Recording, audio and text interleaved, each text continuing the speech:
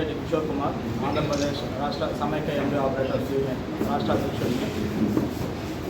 గత 2019లో జగన్మోహన్ రెడ్డి గారు ముఖ్యమంత్రి అయినాక ఇంటింటికి రేషన్ పంపిణీ వ్యవస్థను ఆయన సుదీర్ఘ పాదయాత్రలో పేద ప్రజలు పడుతున్నటువంటి ఇబ్బందులను గుర్తించి ఇంటింటికి రేషన్ పంపిణీ వ్యవస్థను 2021 ఫిబ్రవరి 1వ తారీఖు నుంచి ప్రారంభించారు.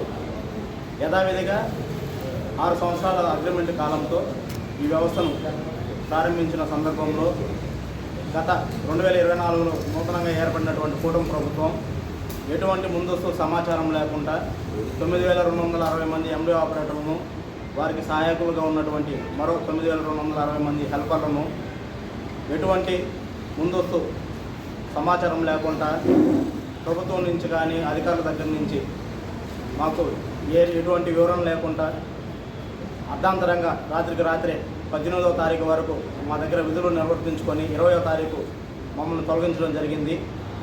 దీనిపైన గత ప్రభుత్వం వెహికల్స్ను ఉచితంగా ఇస్తున్నాము అనేసి ఏదైతే పౌర సరఫరాల శాఖ మంత్రి నాదెండ్ల మనోహర్ గారు ఉన్నారో వారు పత్రికాముఖంగా మీడియా ముఖంగా వచ్చి చెప్పడం జరిగింది.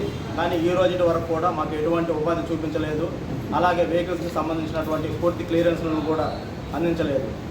ఈ రోజు కూడా ఎటువంటి ఉపాధి లేకుండా ఈ 18,500 మంది రోడ్డు పాలయ్యారు.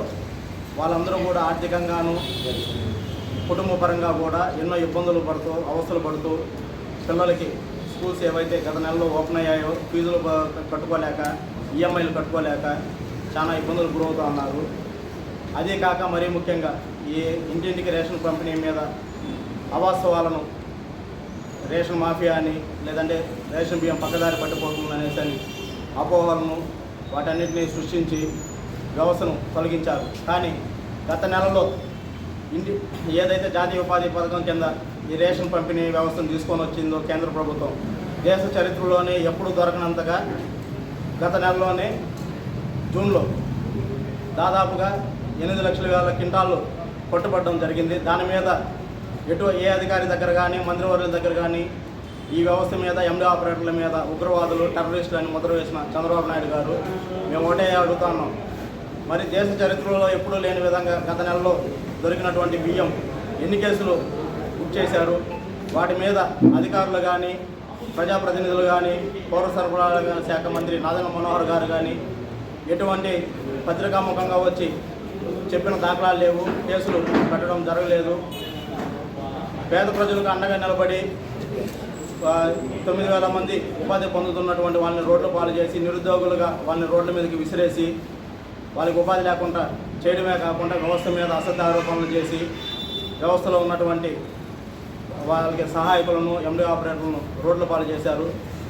కాబట్టి ప్రజలకు ఏదైతే ఉపయోగపడుతుందో దాంట్లో ఏవైనా లోపాలు ఉంటే సరిదిద్ది వ్యవస్థను ముందుకు తీసుకెళ్లాల్సినటువంటి ఏ ప్రభుత్వాలైనా కూడా కక్షపూరితంగా గత ప్రభుత్వం ప్రవేశపెట్టినటువంటి పథకాలను రద్దు చేస్తూ నిరుద్యోగులుగా ఉన్నటువంటి ఉపాధిని పోగొట్టి రోడ్ల పాలు చేసి ప్రజలను ఈరోజు ఏజెన్సీ ఏరియాలో కానీ వృద్ధులు కానీ 65 సంవత్సరాలు దాటినటువంటి వాళ్ళకే ఇంటి వద్దకి బియ్యం అంటున్నారు.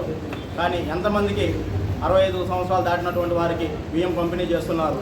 గతంలో ఈ డీలర్లు మోసం చేస్తున్నటువంటి సందర్భాన్ని గత ముఖ్యమంత్రి 2015లో నారా చంద్రబాబు నాయుడు గారు ఉన్న సమయంలోనే మీరు ఇప్పుడు ఏదో కొత్తగా మాకు దాన ధర్మం చేసినట్టుగా మేము వాళ్ళ వెహికల్ వాళ్ళకే ఇచ్చేస్తున్నాం, మేము వాళ్ళకి వెహికల్ ఇచ్చాం కదా ఉపాధి చేసుకుంటారని చెప్తున్నారు. అది సబబు కాదు.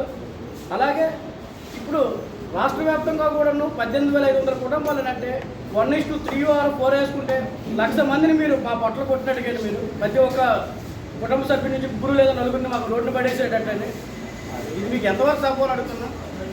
ఇప్పుడు జనసేన, టీడీపీ అలాగే బీజేపీ కలిపి కూటమి ప్రభుత్వంతో ముందుకు వచ్చారు. యువతని ఎంతో ఉపాధి కల్పిస్తారు. 20 లక్షల కుటుంబాలకి అంటే 20 లక్షల ఉద్యోగాలు ఇస్తారని మీరు చెప్తే ఎంతోమంది ఆశావాహులు యువతంతో కూడా మీ మాటలు నమ్మి మోసపోయారు. ఇప్పుడు మీరు వచ్చిన దగ్గర నుంచి కూడా ఈ సంవత్సర కాలంలో కొన్ని ఉద్యోగాలని పీక్కుంటూ వస్తున్నారు. కానీ ఒకరికైనా ఉద్యోగం వేశారని మేము అడుగుతున్నాం. ఎందుకంటే కడుపు నిండేవాడు ఇంట్లో ఉంటాడు, కడుపు కాలేవాడు రోడ్డున పడతాడు. ఇప్పటి వరకు మేము ఏ రాజకీయ నాయకులతో కానీ లేకపోతే ఏ ప్రభుత్వానికి విమర్శించి అయితే మేము మాట్లాడలేదు.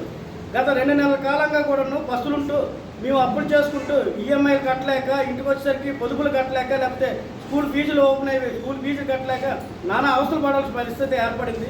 దీని అంతటి కారణం మీరు కాదా? మీకు వాళ్ళ వెహికల్స్ వాళ్ళకి యూజ్ చేసుకోవడానికి అవకాశం ఇస్తున్నామని అన్నారు. ఎక్కడ ఇచ్చారు మా వెహికల్స్ మాకు యూజ్ చేసుకోవడానికి అవకాశం?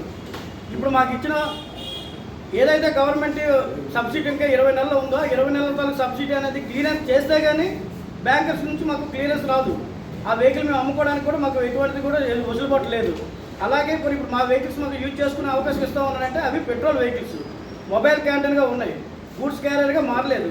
ఆ మొబైల్ క్యాంటీన్ ఉన్న వెహికల్ కానీ మేము 30 కిలోమీటర్స్ దాటి కానీ మేము రోడ్డు మీదకి ఎక్కితే అదే బ్రేక్ ఇన్స్పెక్టర్ మాకు ఆపి దానికి 10,000 15,000 పెనాల్టీ వేస్తాడు. లేనప్పుడు అది ఇన్సూరెన్స్ పేపర్లో కూడా మొబైల్ క్యాంటీన్గా ఉండడం వల్ల మా వల్ల ఎదుటి వాళ్ళకి డ్యామేజ్ అయినా లేకపోతే ఎదుటి వాళ్ళ వల్ల మా బండికి డ్యామేజ్ అయినా అది మా లైఫ్ని రిస్క్లో పెట్టుకున్న పరిస్థితి ఏర్పడుతుంది. అలాగని మా వెహికల్స్ ఎవరింట్లో వాళ్ళు పెట్టుకొని అప్పులు చేసుకుని బతకాల్సిన పరిస్థితి అయితే ఏర్పడుతుంది.